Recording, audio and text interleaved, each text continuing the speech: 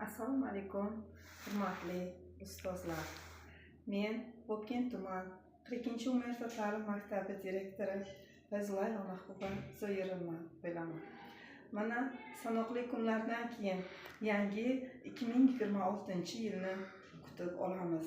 Har yilning sarhisobi bo'lgani kabi bizning maktabimizda ham yilni sarhisob qiladigan bo'lsak, o'quv yili boshlanganiga sanoqli oylar bo'lgan bo'lsa-da, bizning maktabimizda juda katta yutuqlarga erishildi. Oliy ta'limga kirish bo'yicha foizimiz 35% berdi.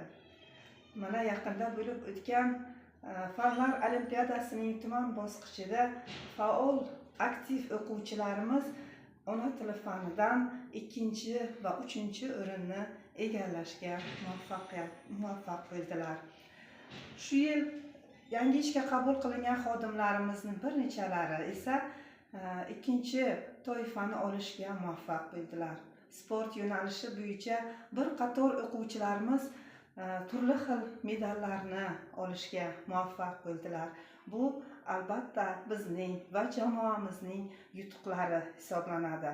Jamoamizda shunday faol o'qituvchilarimiz borki, ular hech qachon ishlashdan tinmaydilar. Hamma vaqt izlanib, o'z ustlarida ishlab, maktabimizda ta'lim sifatini ko'tarishga harakat qiladilar.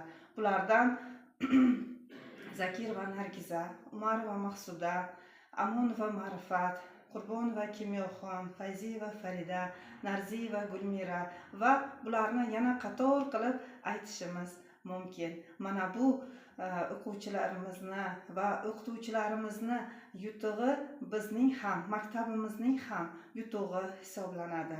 Shu fursatdan foydalanib, siz azizlarni kirib kelayotgan 2026-yil bilan chin qalbimdan, ham o'zim nomimdan, ham maktabimiz jamoasi nomidan qutlab qolaman.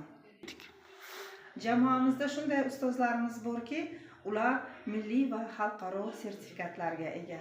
Jumladan, maktabimizdagi 4 nafar pedagoglarimiz xalqaro sertifikatlarga ega, 2 nafari esa milliy sertifikatlarga ega bo'ldilar. Shu jumladan o'quvchilarimiz ham bu ishda juda ham faol.